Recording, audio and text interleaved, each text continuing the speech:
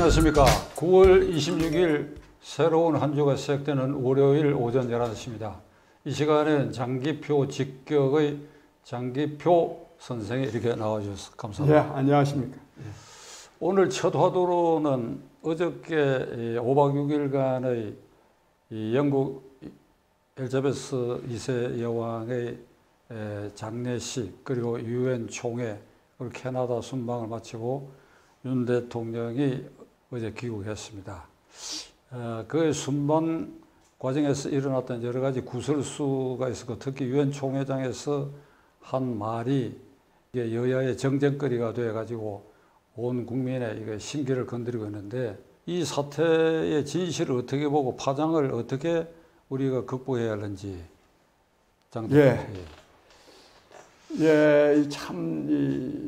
윤석열 대통령이 이번에 5박 6일간 해외 순방을 하고 돌아왔는데, 저는 전체적으로는 아주 좋은 외국 방문이었다고 생각합니다. 엘리자베스 2세 조문한 것도 잘한 거고, 또 바이든 대통령 만나서 또 우리의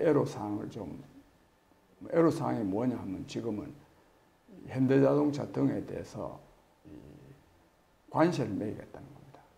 이른바 이제 미국 내에서는 인플레법인데, 그거 좀 한국은 좀 예외로 좀 해달라는 거고, 기시다 일본 총리 만난 거 짧은 시간이었고, 또 여러 가지 문제가 전혀 없는 건 아니지만, 그래도 한일 관계를 좀 돈독히 하는데 한 초석을 놨다는 점에서 저는 굉장히 의미 있다고 생각합니다. 그런데 이제 문제는 이 윤석열 대통령이 미국 바이든 대통령 잠깐 만나고 나오면서, 만나기 전에는 전 세계 말하자면 팬데믹으로 어려움을 겪고 있는 사람들에 대한 지원을 하는 그런 회의에 참석했다가 나오면서 이렇게 말했답니다. 제가 들을 때는 그 문맥도 그렇고 논리적으로도 그런데, 제가 들을 때는 이랬습니다. 국회 이 새끼들이 승인 안 해주고 날리면 쪽팔려서 어떡하나, 이렇게 말한 것 같습니다. 그런데 이걸 이제 MBC가 보도하기를, 국회 이 새끼들이 승인 안 해주면 바이든 쪽팔려서 어떡하나, 이렇게 말했다는 겁니다. 이에 기초해가지고 민주당에서 지금 도대체 이런 비속어를 쓰면 되느냐, 이건 또 한미 우호 관계를 해치는 것이다, 뭐 등등, 지금 뭐 그게 온 지금 나라가 지금 난립니다. 근데 제가 여기서 몇 가지 지적하고 싶은 것은, 우선 그 윤석열 대통령이 그런 비속어를 쓰면 안 되죠. 안 되기는 하지만 사람이라면 누구나 다 언어 습관이 있습니다. 저도 말을 굉장히 비속어를 안 쓰려고 노력하고, 또 특히 또 저는 사투리가 심해서 또 사투리를 안 쓰려고도 노력하지만, 그러나 그게 잘 안 고쳐집니다. 저는 정말 표준어 쓰려고 그렇게는 노력해도 안 되지 않습니까? 또 더욱이 그걸 이제 사석에서 그렇게 말한 거는 그걸 잘한 일이 아니고, 그건 또 한 번쯤은 지적될 일이긴 하지만, 그거를 막 계속 물고 늘어지는 거는요, 전혀 저는 옳지 않다고 생각합니다. 근데 우선 그 논리적으로요, 바이든이 등장할 일이 또 아니에요. 또 국회라는 용어도 미국을 보고 국회라고 말하지 않습니다. 미국은 의회입니다, 의회. 또 미국 의회에 대해서 또 윤 대통령이 이 새끼들이 이렇게 말할 또 이유가 있습니까? 그것도 또 없습니다. 또 안 하면 또 바이든이 쪽팔리든지 말든지, 또 바이든 쪽팔리는 것도 걱정할 일도 아닙니다. 그런 점에서 이 말은 결국 국회 이 새끼들이 우리나라 국회를 두고 한 말이라고 저는 봅니다. 근데 우리나라 국회를 두고 한 말이라도 이 새끼들이라는 말은 잘못된 말이죠. 근데 문제는 근데 뭐냐? 윤 대통령이 한 말을 그 MBC가 보도를 하고, 또 야당에서도 이거를 공격을 하고 그러면 즉각 해명을 해야 되지 않겠습니까? 지금까지도 해명을 제대로 안 하고 있습니다. 지금까지도. 또 거기다가 또요, 지금 요즘은 국민의힘 쪽, 특히 윤석열 정부 쪽에서는 이 새끼라는 말도 없고 바이든이라는 말도 없다. 뭐 이렇게 또 말하는 것 같습니다. 정말로 그렇다면 그걸 진작 말했어야지.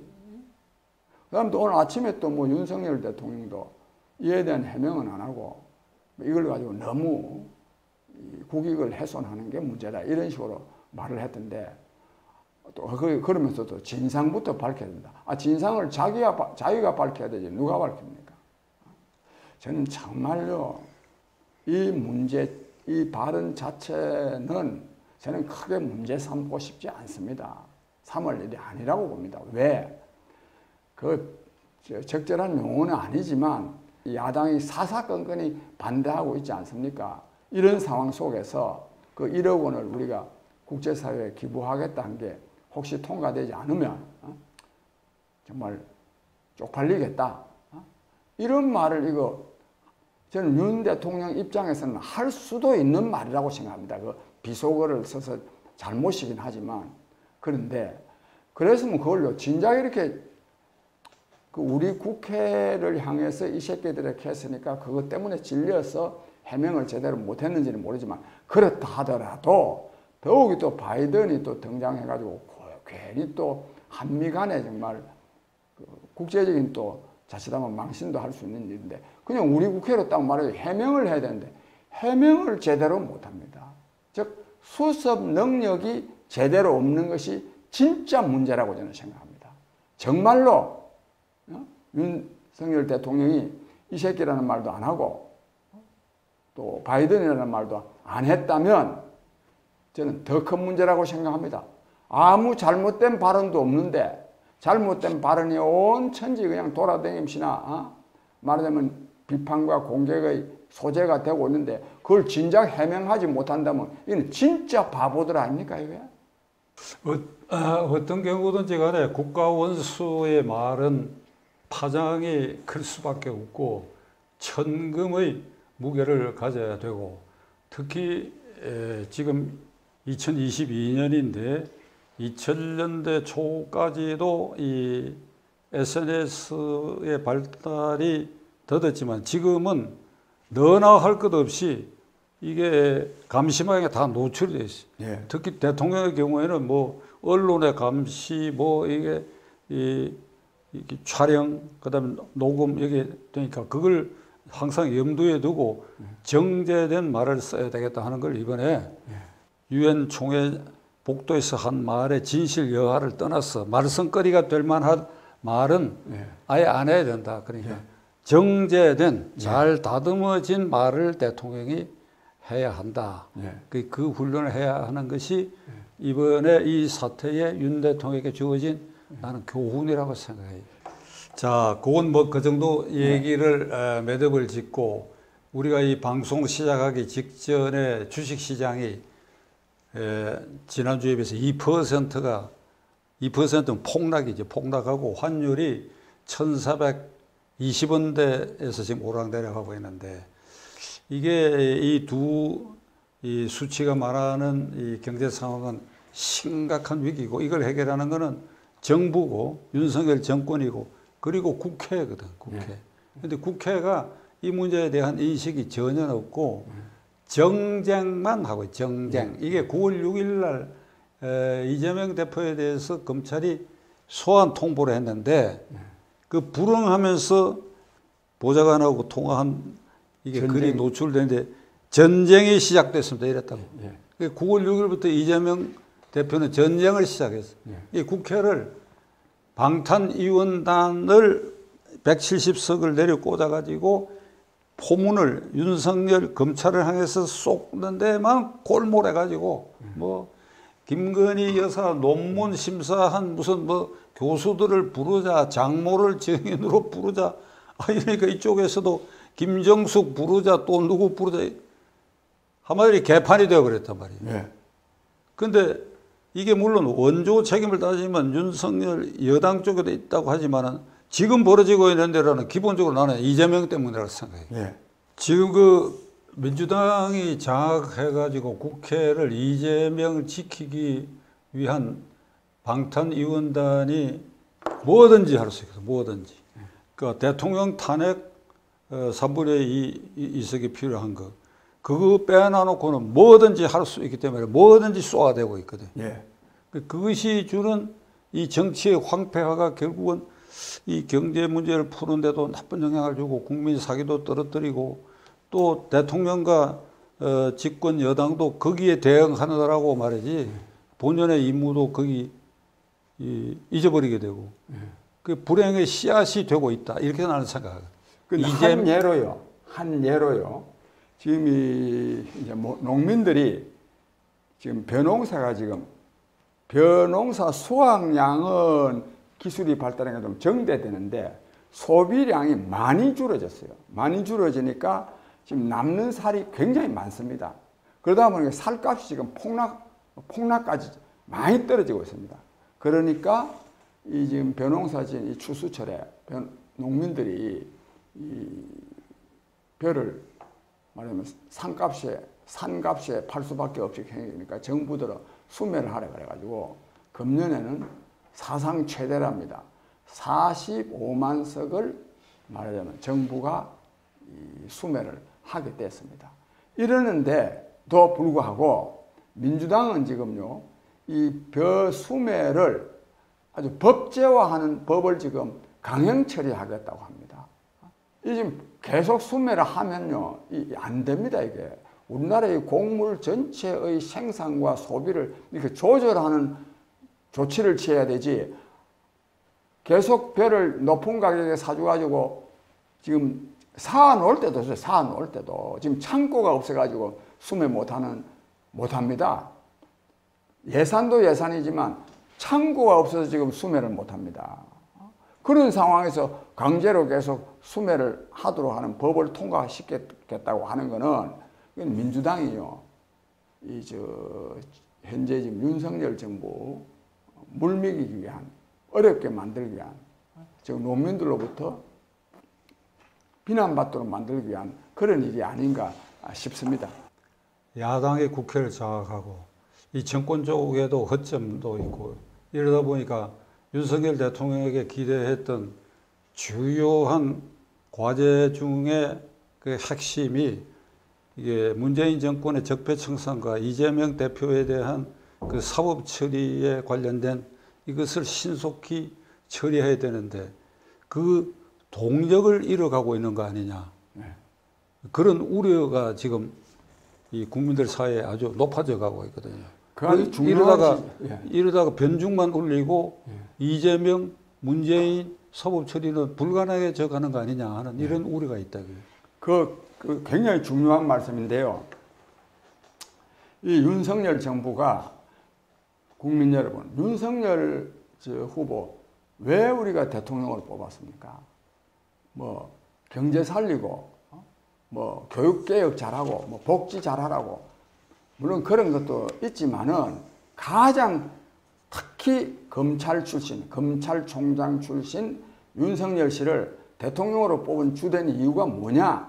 그거는요, 문재인 정권에 의해서 저질러진 불법과 부패, 또 이재명 씨가 안고 있는 온갖 이 불법 부패에 대해서 정말 검찰총장 출신답게 또 더더욱 또 지난 정권에 대한 적폐청산을 또 아주 또 과감하게 했던 그 정신으로 자세로 그거 하도록 이렇게 뽑았습니다. 그런데 지금까지 그걸 전혀 안 하고 있습니다. 그래서 지지율이 떨어집니다.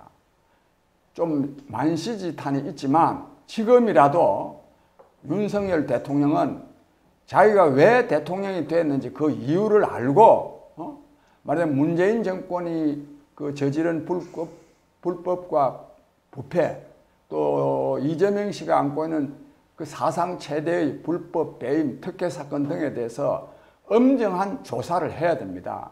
그래야 지지율도 오르고 또 국정 동력도 회복이 됩니다. 또 그래야 윤석열 대통령을 후보에게 말하면 투표했던 사람들도 야 정말 참 윤 대통령 우리가 윤석열 씨 대통령 잘 뽑았구나 하는 이런 생각이 듭니다. 더 중요한 것은 야당에 대해서도요 이재명 씨 같은 사람 사법 처리 제대로 해야 야 진짜 정말 지난번 대통령 선거에서 졌어 정권이 교체되고 세상이 바뀌구나 하는 이런 걸 실감할 수 있습니다. 또 중요한 거는요. 요즘 이 뭐 KBS, MBC만 문제가 아니라 여 지금 뭐 종편에 나와서 유튜브 하는 거 보면 그 이른바 그 평론하는 사람들 보면 이 완전히 그냥 문재인 정권의 평론 태도 그대로입니다. 이 왜 그러냐? 이것도 윤석열 대통령한테 상당한 책임이 있습니다. 정권이 교체됐으면 정권이 교체된 것을 보여줘야 이 말하자면 이 저 패널리스트들도 좀 정신을 차려가지고 이 정권 교체가 됐고 또 윤석열 정부에 대해서 상당히 그래 기대를 해볼 만하다 이래야 되는데 이게 지금요 이른바 이 적폐청산이라고 하는 즉 문재인 정권이 안고 있는 불법과 부패 또 이재명 씨가 안고 있는 불법 부패 이게요 이미 다 드러나 있습니다. 드러나 있는데도 이걸 제대로 하지 않으니까 말하자면 윤석열 대통령을 지지했던 48.56% 반토막 났지 않습니까? 반토막. 근데 또 제가 굉장히 걱정되는 거는요. 얼마 전에요. 이 9월 9일입니까? 그 대통령 선거법 위반 기소 마지막 날인 9월 9일 날 이재명 씨를 기소를 했습니다. 기소를 했는데 뭘로 기소를 했느냐 하면 허위사실 공표죄로 뭐냐 김문기 씨를 잘 아는 사이임에도 불구하고 모른다 한 거. 또 백현동 그 4단계 그 형질 변경해가지고 아파트 짓도록 만들어준 거는 자기가 해줬다기보다 국토부의 협박을 받아서 했다. 국토부의 협박을 안 받았는데 이걸 거짓말 한 거다. 국민 여러분, 내가 이걸 지금 오늘 말씀드리는데요. 이 대한민국 검찰이 이게 검찰입니까? 그 이재명 씨에 대해서 그 두 가지 그 거짓말을 했다고 그걸 기소를 하는 이 대한민국 검찰, 이 검찰이 아닙니다. 그 다음에 그 문제는 뭐냐? 이재명 씨가 안고 있는 게 저 허위사실 공표했다고. 그 다음에 그 사건만 두고 보더라도 김문기 씨를 왜 몰랐다 그랬습니까?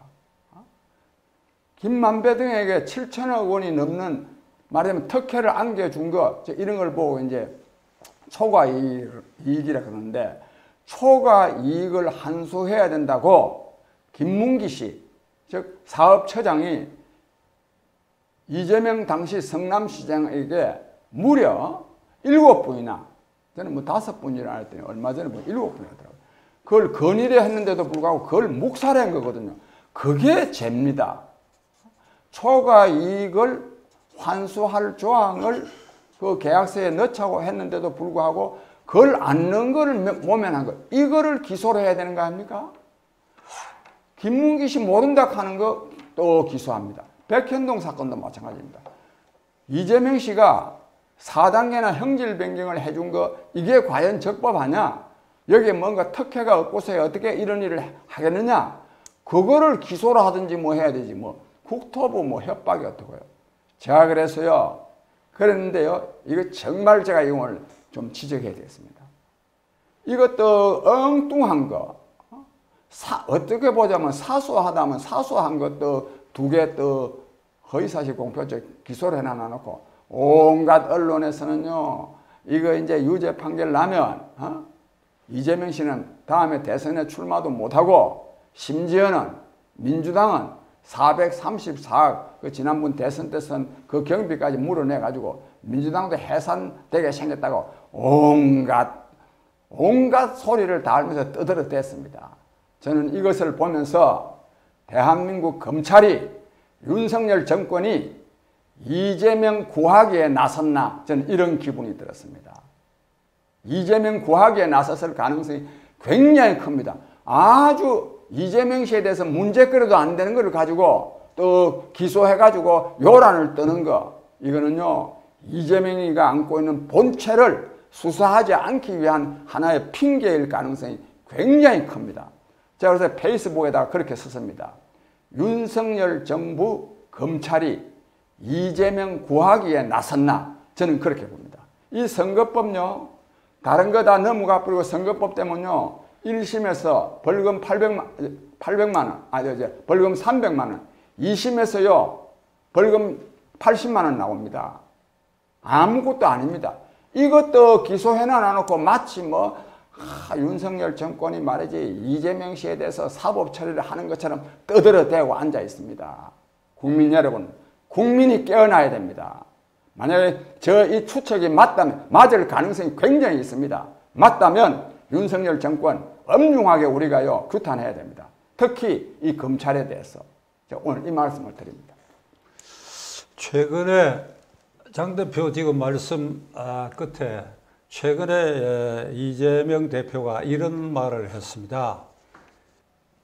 저는 이제 국회의원 신분, 당대표 신분을 가졌기 때문에 그 어느 때보다도 저를 향한 정권의 탄압에 대해서는 이를 대응할 완전 무장을 했습니다. 그래서 저를 지지하는 국민들은 안심해도 좋습니다. 이렇다고. 그랬습니까? 저는 그 말을 했고, 그 다음에 그저께는 얘기 끝에 부정의한 것을, 정의롭지 못한 부정의한 것을 눈 감는 것도 부정이라고 얘기했어. 나 이거 참 부정의한 것에 대해서 눈 감고 침묵하는 것도 부정이다. 이게 이 인간 본성의 보편적 원칙에 입각한 가치관을 전도시키는 것 같아. 이재명이라는 자가. 예. 그러니까 잘못 듣고 있으면 우리가 바보 되는 것 같은 느낌이. 예, 그렇습니다. 그런데요, 제가 아까 말씀드리려다가 좀 지적하지 못한 게 있는데, 김문기 씨 아는데도 불구하고 모른다 했다 하는 거, 또 국토부 협박 받았다 하는 거, 협박 받은 사실이 없음에도 불구하고 이걸 가지고 이거 가지고 기소할 일이 아니에요. 이거가 기소한다는 건 대한민국 검찰의 무능보담도요 이재명 구하기에 나섰음을 드러내는 것입니다. 그런데 이걸 가지고 기소를 하니까요, 이재명 씨가 뭐라고 말했냐면 이렇게 말했습니다. 이 윤석열 정권이 경찰과 검찰을 총동원해가지고 나를 샅샅이 뒤졌으나 아무 잘못이 없으니까 말 꼬투리 잡고 물고 늘어진다. 이렇게 했습니다. 본체를 건드리지 아니하고요, 엉뚱한 거 진짜. 내가 봐도 이재명 씨 그 말이 일리가 있습니다. 그게. 그 말 꼬투리 잡고 물고 늘어지면 됩니까? 또 이재명 씨가 또 뭐라고 말했나? 이재명 씨는요, 이 사람이 말을 좀 교묘하게 하는 것 같지만 정말 너 죄를 너가 알렸다는 사람입니다. 다 지 죄를 실토합니다. 유한기 씨 있지 않습니까?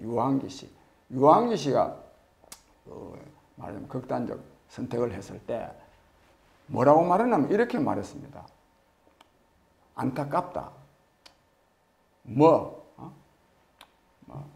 명복을 빈다. 이렇게 말하고 그 앞에 참 뭐라고 말했나 하면 이 몸통은 그대로 두고 사소한 거를 자꾸만 처리하니까 이런 불행한 사태가 생긴다. 이재명 씨 말 맞는 거 아닙니까? 이 검찰이요, 몸통 이재명 씨를 수사하지 아니하고 주변 사람들을 계속 소환해가지고 조사하니까 주변 사람들이 이재명 시장이 했다 말하기도 어렵고 하니까 결국은 극단적인 선택을 해거든. 그때 또 뭐라고 말했냐면요, 이런 말도 했습니다. 수천억 원의 돈이 흘러간 것을 조사해야 되지, 그거는 조사하지 않고 엉뚱한 거 한다. 국민 여러분, 이재명 씨가 이렇게 말하는데도요, 대한민국 검찰은요, 아까 말씀드린 대로 무슨 김문기 씨를 아는데도 모른다 했다니, 국토부 협박 받지 않은데도 협박 받았다고 말했다. 그걸 가지고 기소를 하는 대한민국 검찰, 이 검찰 믿을 수 있습니까? 저는 앞으로요, 이런 검찰에 대해서 제가 그대로 두지 않습니다.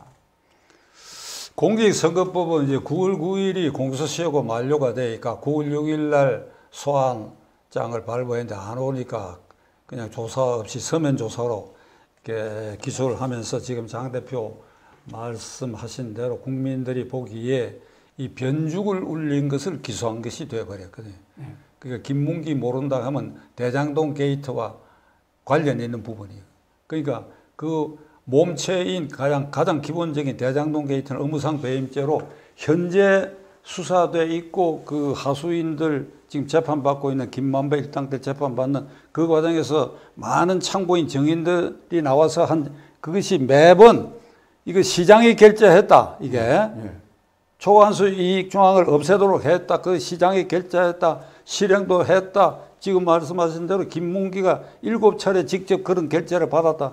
이걸로가 그냥 영장 청구하면 돼요. 기각되면 그냥 기소해야 돼. 예. 그게. 그래서요, 이 국민 여러분, 이 나라가 아닙니다. 이게요, 그 우선 대장동 사건만 하더라도 그 사건으로 말미암아서 이미 지금 남욱이, 정영학이, 김만배 등 지금 구속되어 있는 사람 있지 않습니까? 다 시장 결재 받아서 했다는 거 아닙니까? 또 이 사건으로 4명이나 또 죽었습니다. 4명이나 죽은 사람이 4명이나 됩니다. 그런데요, 당시 성남시장 이재명 씨를 소환도 하지 않는 나라, 이는 검찰만의 문제가 아니고 이는 대한민국이 나라가 아닙니다. 이게 국민 여러분, 국민이 깨어나야 됩니다. 이게 그냥 있으면 안 됩니다.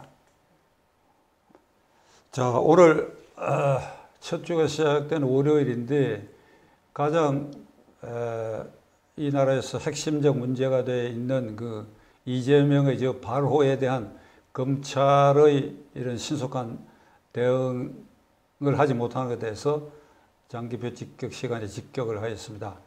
우리 모두가 이 말을 명심해서 검찰을 나무랄까 나무라고 그렇게 해야 되라고 생각합니다. 예, 감사합니다. 감사합니다.